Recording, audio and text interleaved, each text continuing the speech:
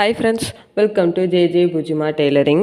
இன்றைக்கி நம்ம என்ன பார்க்க போகிறோம் அப்படின்னா, த்ரெட்டு மாட்டி பாபின்லாம் மாட்டி நான் உங்களுக்கு போன வீடியோவில் கிளியராகவே சொல்லியிருக்கேன். பாபின் எப்படி சுற்றணும், எப்படி பாபின் கேஸ் மாட்டணும், அப்புறம் எப்படி த்ரெட்டெல்லாம் எல்லா ஹோல்ஸ்லேயும் கரெக்டாக ப்ராப்பராக லைனாக போடணுன்றதை நான் போன வீடியோவில் சொல்லியிருக்கேன்.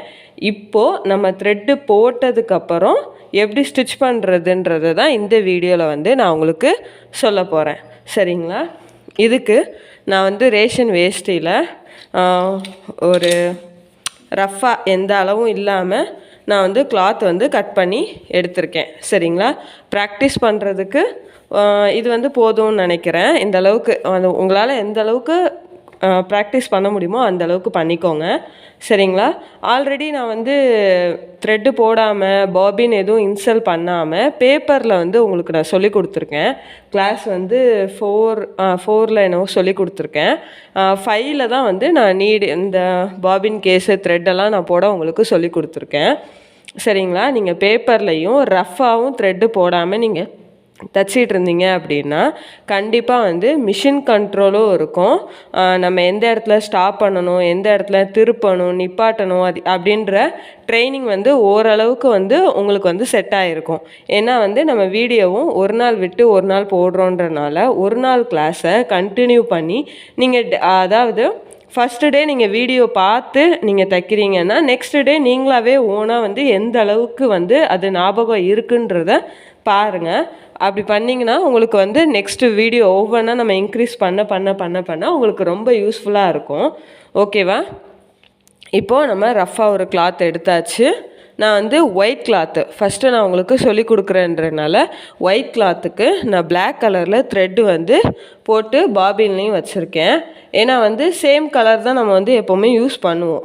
பழகிறப்போ சேம் கலர் யூஸ் பண்ணுறது, நீங்கள் தையல் போட்டிருக்கிறது தையல் ஒழுங்காக இருக்கா, தையலோட அளவு கரெக்டாக இருக்கா, லூப் அடிக்குதா, அந்த மாதிரி எந்த பிரச்சனைன்றத தெரியாது. சரிங்களா? அதனால் நம்ம இப்படி கலர் ஆப்போசிட்டாக எடுத்து நம்ம பண்ணுறப்போ நமக்கு தையல் குவாலிட்டி அந்த மாதிரிலாம் நம்ம அதையும் செக் பண்ணிக்கலாம்.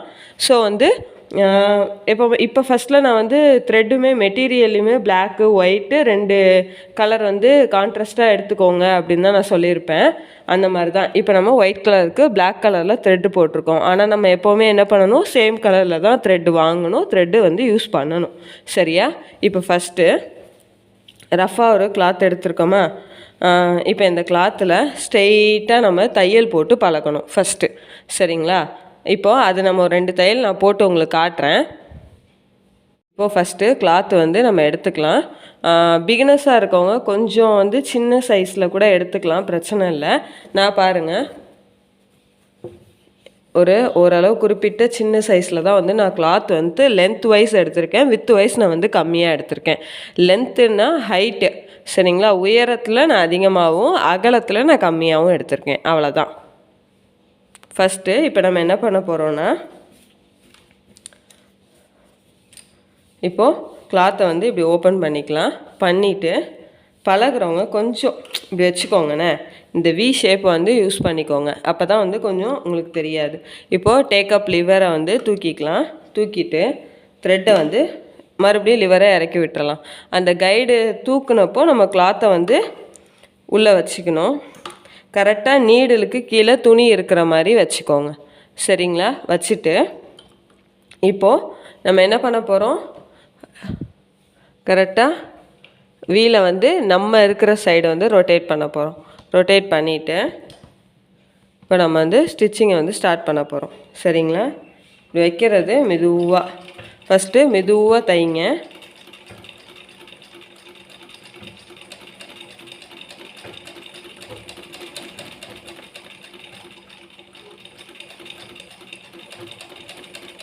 ஸ்லோவாக தைங்க, ஸ்பீடாக தைக்கணும்னு அவசியம் இல்லை.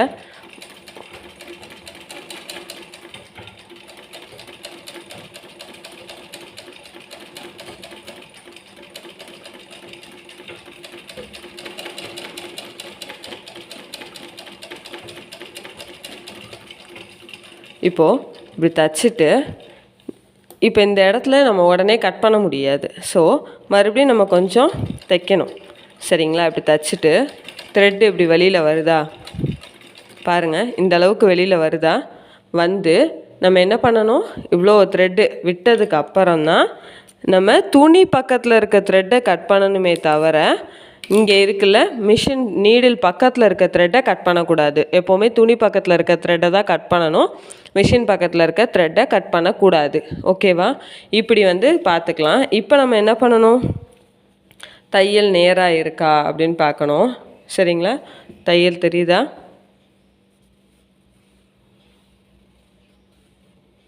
அவ்வளோதான், தையல் வந்து நேராக இருக்கான்னு பார்க்கணும். இப்போ நம்ம என்ன பண்ண போகிறோம் அப்படின்னா, நம்ம வந்து ஷேப் வரைய போகிறோம். சரிங்களா? இப்போ இதே கண்டினியூவாக நீங்கள் வந்து தையல் போட்டுக்கிட்டே வாங்க. சரியா? ஒரு 10 வாட்டி தைச்சதுக்கப்புறம் நீங்கள் நெக்ஸ்ட்டு வந்து என்ன பண்ணணும்னா, ஒரு ரவுண்டு ஷேப் வந்து ப்ராக்டிஸ் பண்ணணும். சரிங்களா? ரவுண்டு ஷேப் வந்து நம்ம ப்ராக்டிஸ் பண்ணணும். உங்களுக்கு என்னென்ன டயக்ராம்ஸ் வந்து தெரியுதோ பார்த்துக்கோங்க. ரவுண்டு, அப்புறம் ஆஃப் சர்க்கிளு. ஆஃப் சர்க்கிள்லாம் இந்த கார்னர்லாம் வந்து உங்களுக்கு அழகாக தெரியணும். சரிங்களா? Half circle. அடுத்தது இங்கே பாருங்கள், ஸ்கொயரு. ஸ்கொயர் ஷேப்லாம் வந்து பிகினர்ஸ் வந்து இப்படி கையால் வரைய கஷ்டமாக இருக்குது அப்படின்னா ஸ்கேல் வச்சு கோடு போட்டு எல்லாம் பண்ணுங்கள். நான் அதுக்காண்டி தான் ஸ்கேலு, பிளாக் பென்னு இதெல்லாம் எடுத்து வச்சுருக்கேன் பக்கத்துலேயே. இந்த மாதிரி எடுத்து பழகிக்கோங்க. அடுத்தது முக்கோண ஷேப்பு கூட வரைஞ்சிக்கோங்க. நான் வந்து கையால் வரைகிறனால எனக்கு கொஞ்சம் ஷேக் ஆகவும் சான்ஸ் இருக்குது. இப்போ அந்த 4 ஷேப் இருக்கா, இது போக நெக்ஸ்ட்டு நம்ம என்ன பண்ண போகிறோன்னா, கொசுவத்தி பார்த்துருக்கீங்களா? அந்த கொசுவத்தி மாதிரி நம்ம ஒரு இது ப்ராக்டிஸ் பண்ண போகிறோம். சரிங்களா?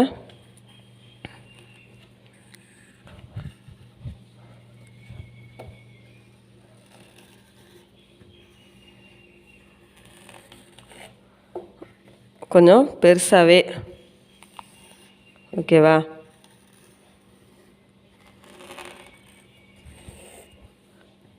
ஓகேவா? நெக்ஸ்ட்டு வந்து இந்த இடத்துல நம்ம பாக்ஸ் மாதிரி போடலாம். கொசுவத்தி மாதிரி போட்டோம். நெக்ஸ்ட்டு வந்து நம்ம ஒரு பாக்ஸ் மாதிரி ட்ரை பண்ணலாம்.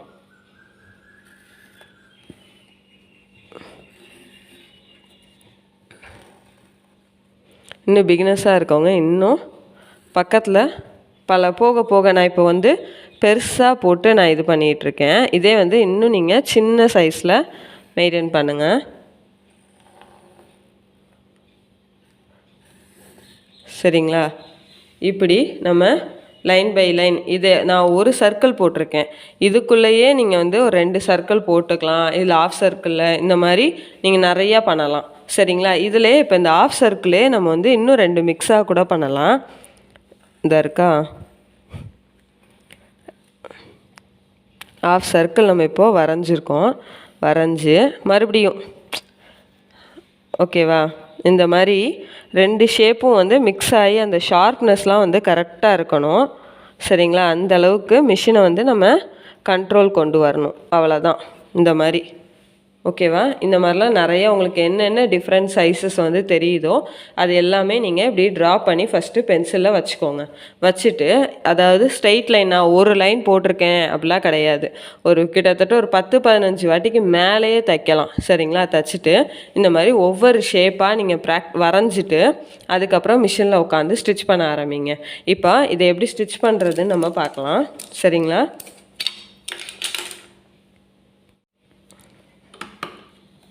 ஃபஸ்ட்டு இப்போ எடுத்து ஃபஸ்ட் நான் ரவுண்ட் ஷேப் வைக்கிறேன். அந்த கோட்டுக்கு மேலேயே நம்ம வைக்கணும். சரிங்களா? வச்சுட்டு மெதுவாக நம்ம எவ்வளோ ஸ்லோவாக தைக்கிறோமோ தைக்கலாம். ஓகேவா? மெதுவாக இதில் வந்து என்ன விஷயம்னா நம்ம வந்து நீடில் வந்து சரிங்களா மெதுவாக நம்ம தைக்கிறப்போ இதில் வந்து நீடில் வந்து உள்ளே இருக்கணும் நம்ம. சரிங்களா? கை வந்து கிளாத்தில் இருக்கணும். கிளாத்தை வந்து நம்ம மெதுவாக மூவ் பண்ணால் போதும். கிளாத்தை வந்து நம்ம மூவ் பண்ணால் போதும். சரிங்களா?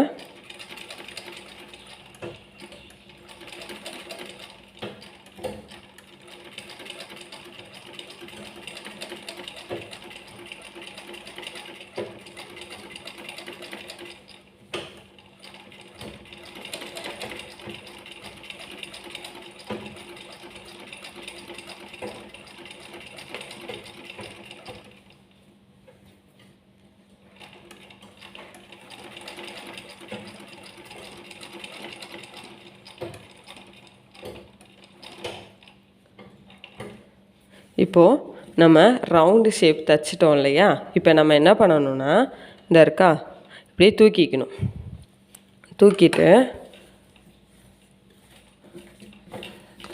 தூக்கிட்டு இந்த இருக்கா பேலன்ஸ் வீலை நம்ம இப்படி இப்படி ஆட்டிகிட்டே வந்து இந்த இடத்த இழுத்தோம் அப்படின்னா த்ரெட்டு வந்து இதாயிரும். சரிங்களா? ஓகேவா? இப்போ பார்த்தீங்களா எவ்வளோ த்ரெட்டு இருக்குன்னு? இந்த மாதிரி தான் வந்து நம்ம வந்து கட் பண்ணணும். சரிங்களா? பேலன்ஸ் வீலை மூவ் பண்ணிக்கிட்டே நம்ம வந்து இங்கே கிளாத்தை நவுட்டணும், லைட்டாக இழுத்தோம் அப்படின்னா நமக்கு வந்து நூல் வந்து எக்ஸ்ட்ரா வந்துடும். இப்போ பாருங்கள் ரவுண்டு ஷேப் எப்படி இருக்குன்னு. ஓகேவா? லைட்டாக தான் விலகும். சரிங்களா? இப்போ அடுத்தது நம்ம இந்த ஆஃப் சர்க்கிள்ஸை இது பார்க்கலாம். 2 த்ரெட்டையும் இப்படி இழுத்து ஒன்றா விட்டுட்டு வச்சுக்கலாம்.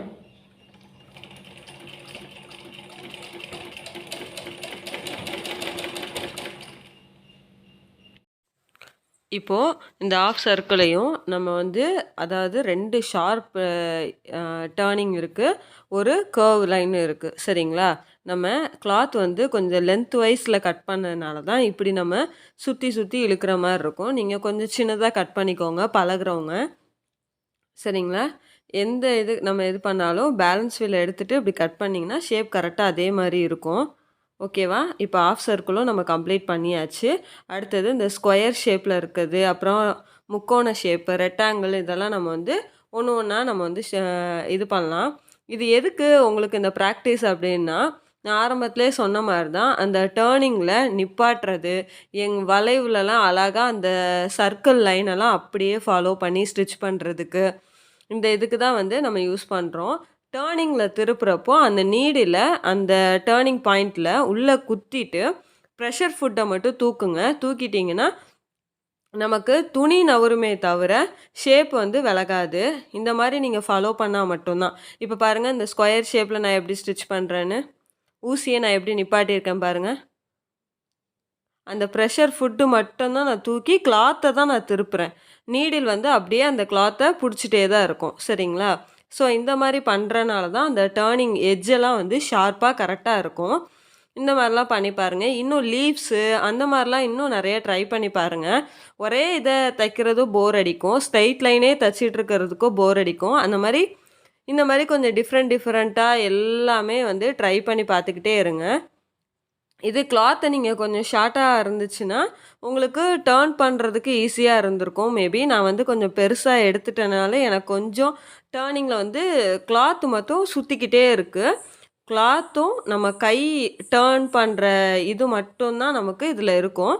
நீங்கள் இதுலேயும் அப்படி தான் ஊசியை உள்ளே நிப்பாட்டிட்டு மட்டும்தான் டேர்ன் பண்ணுற மாதிரி இருக்கும். சர்க்கிள் லைனுக்கெலாம் வந்து நீங்கள் வந்து அந்த ப்ரெஷர் ஃபுட்டை தூக்குற மாதிரி இது பண்ணாதீங்க. அப்படியே டேர்ன் பண்ணி கொஞ்சம் கொஞ்சம் பழகுங்க.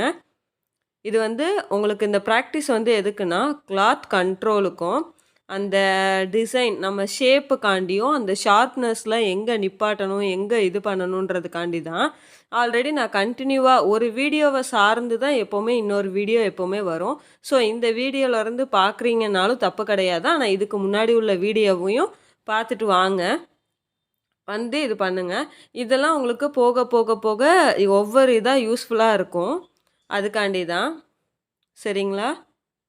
ஸோ இதே மாதிரி நீங்கள் எல்லாமே ப்ராக்டிஸ் பண்ணுங்கள். நான் எல்லாமே தச்சு காட்டுறலாம். ஆனால் வந்து உங்களுக்கு என்ன டைம் தான் இதாகும். ஸோ நீங்கள் இதை ஸ்டிச் பண்ணி பாருங்கள். இந்த ஸ்கொயர் ஷேப் நான் இப்போ சர்க்கிள் டைப்பில் நான் இப்படி போட்டிருக்கேன் இல்லையா, இதை வந்து நான் ஸ்டிச் பண்ணி காட்டியிருக்கேன். இந்த ஸ்கொயர் ஷேப்பில் நம்ம போட்டிருக்கோம்ல, அதை வந்து நீங்கள் ஸ்டிச் பண்ணி பார்த்துட்டு உங்களுக்கு எப்படி வந்துச்சுன்றத கமெண்டில் சொல்லுங்கள். இந்த ப்ராக்டிஸ் பண்ணுறதுல உங்களுக்கு என்னென்ன யூஸ் வந்து இருக்குன்றதையும் கமெண்டில் வந்து மென்ஷன் பண்ணுங்கள். ஓகேவா? தெரியுதா? அவ்வளோதான். நம்ம எது பண்ணாலும் ப்ரெஷர் ஃபுட்டை தூக்கி பண்ணுங்கள், நீடில் தூக்கி பண்ணாதீங்க. அப்படின்னா ஷேப் மாறிடும். அவ்வளோதான். சரிங்களா? இந்த வீடியோ வந்து உங்களுக்கு பிடிச்சிருக்கோன்னு நான் நம்புகிறேன். ஆல்ரெடி போட்ட வீடியோஸ்லாம் எப்படி இருக்குன்னு கமெண்ட் பண்ணுங்கள். நம்ம நெக்ஸ்ட் வீடியோவில் கச்சிப் வந்து ஸ்டார்ட் பண்ண போகிறோம். ஓகேவா? இனி வந்து ப்ராக்டிஸ் கிடையாது, நீங்கள் ப்ராக்டிஸ் பண்ணுறதுல தான் இருக்குது. இந்த வீடியோ வந்து உங்களுக்கு பிடிச்சிருந்தா லைக் பண்ணுங்கள், ஷேர் பண்ணுங்கள், கமெண்ட் பண்ணுங்கள், மறக்காமல் சப்ஸ்கிரைப் பண்ணுங்கள்.